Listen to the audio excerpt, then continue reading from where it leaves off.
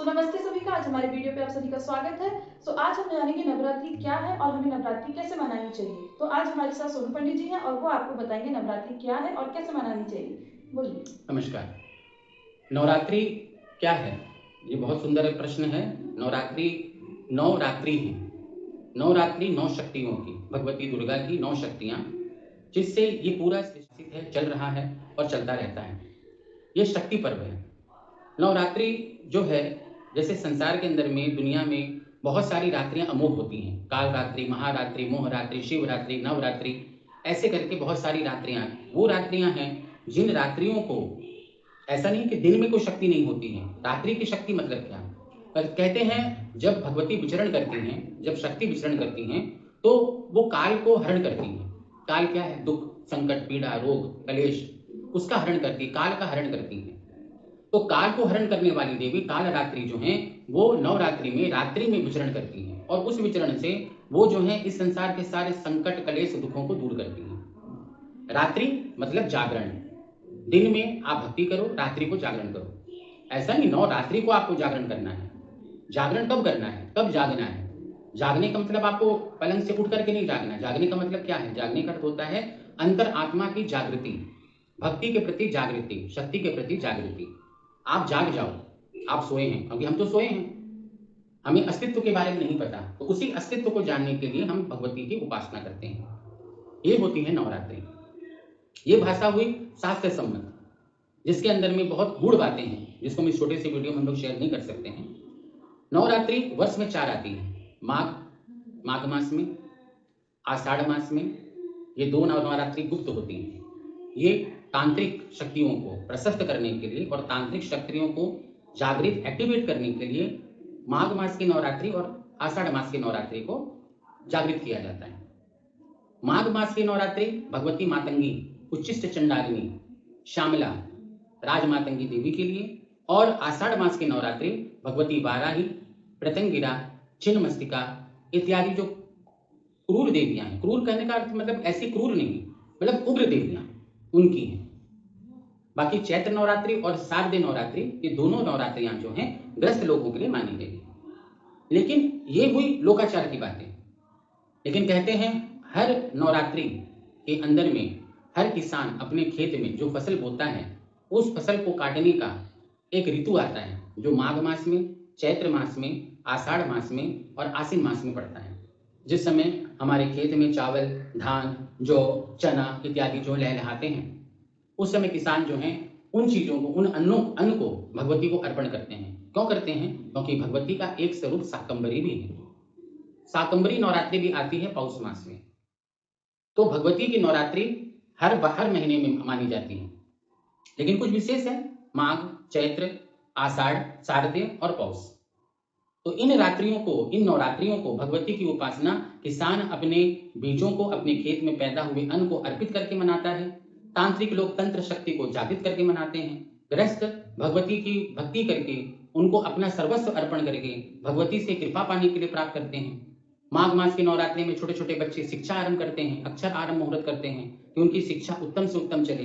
तो इसी तरह से नवरात्रियों में हर व्यक्ति अपनी कामना को पूर्ण कर लेता है। ये है नवरात्रि।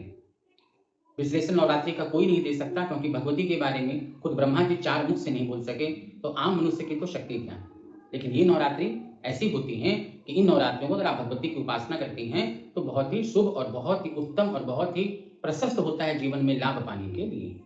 नवरात्रि हमें कब कैसे करना चाहिए? नवरात्रि प्रतिपदा तिथि से आरंभ होती है। किन्हीं के घर में अष्टमी को कढ़ाई होती है, किन्हीं के घर में नवमी को होती है।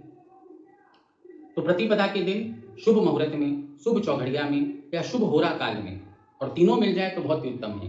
कहते हैं कन्या लगन, ये पड़ता है जब आप शारदीय नवरात्रि में करते हैं, तब कन्या लगन आता है। अन्यथा चैत्र इत्यादि मास में कन्या लगन पहले नहीं पड़ता है। सुबह में कन्या लगन पड़ता है शारदीय नवरात्रि में।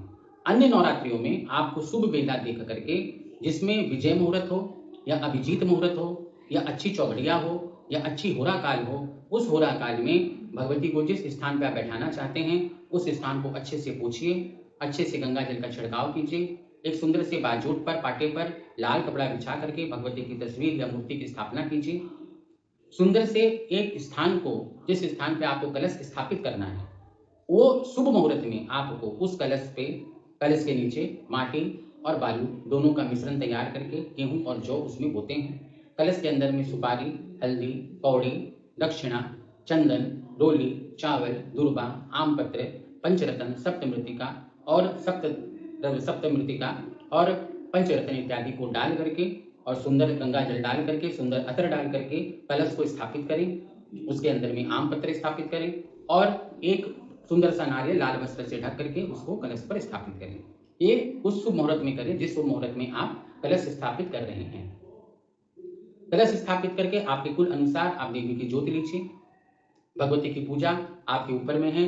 आप चाहे रोली मोली चावल चंदन से कीजिए, षोडोपचार से कीजिए, पंचोपचार से कीजिए, ताजसी पूजा कीजिए, जैसी आपकी शक्ति है वैसे भगवती की पूजा कीजिए। भगवती ये नहीं देखती कि आप कैसे पूजा कर रहे हैं, भगवती ये देखती हैं कि आपके अंदर में भक्ति कितनी है। और अष्टमी या नवमी को कढ़ाई होती है, जिस कढ़ाई करने के बाद, कढ़ाई का मतलब होता है घर में लोग प्रसाद बनाते हैं, पूड़ी, चना और सीरे का भोग लगता है देवी को। उसके बाद कन्या भोजन कराते हैं। कन्या भोजन अनिवार्य है। 10 वर्ष के अंदर की कन्याओं को भोजन कराया जाता है। श्रद्धा से एक कन्या को कराइए, चाहे 8 कन्या को कराइए, चाहे 9 कन्या को कराइए। कन्या भोजन के लिए विविध बातें हैं, लेकिन कहते हैं जिसको आप बहुत ही श्रद्धा और प्रेम से खिला सकें वैसी कन्या को आप भोजन कराइए। शास्त्र में तो वर्णित है ब्राह्मण, वैश्य, क्षत्रिय इन कन्याओं को भोजन कराना चाहिए, लेकिन कन्या की कोई जाति नहीं है, इसलिए जो कन्या मिल जाए उनके चरण स्पर्श करके उसको आनंदित, प्रफुल्लित और बहुत ही सुंदर, वो इतनी आनंद हो जाए, इतनी आनंदमय हो जाए कि लगे कि बस देवी ने ही आनंद पाया है मेरी सेवा, मेरी भक्ति से। उस कन्या को विविध रकम के उपहार दे करके, दक्षिणा इत्यादि दे करके प्रसन्न और संतुष्ट कीजिए। इस तरह से नवरात्रि को मनाया जाता है। तो धन्यवाद आज की वीडियो में बने रहने के लिए। और मैं चाहती मतलब मैं आप हाँ, धन्यवाद आज की वीडियो पर बने रहने के लिए। तो आशा करती हूँ कि आप सभी को ये वीडियो बहुत पसंद आया होगा। और अगर आपको कुछ भी इसमें त्रुटि लगे, कोई कमी लगे, प्लीज़ हमें बताइएगा, क्योंकि आपके द्वारा बताए हुए विचारों से ही हमारा वीडियो, हमारा चैनल चलेगा। क्योंकि इसलिए इसमें कोई कंजूसी ना करें। कोई भी कमी, कोई भी बात हो उसको जरूर हमारे साथ शेयर कीजिएगा। ये नहीं सोचिएगा कि हमें बताने से सामने वाला वीडियो जिसको बना रहे वो क्या सोचेगा, क्या समझेगा, ऐसा कदापि मन में ना लाएं। हमें जरूर मार्ग बताइए, हमें मार्गदर्शन दीजिए। हमारे चैनल पर कमेंट कीजिए, लाइक कीजिए, सब्सक्राइब कीजिए। आपकी प्रेरणा से हम और भी वीडियो बनाएं, ऐसा सदैव हमारा साथ दीजिए। आज का पहली वीडियो पर आप सभी का धन्यवाद और आशा करते हैं आप सभी को ये वीडियो बहुत पसंद आया होगा। धन्यवाद।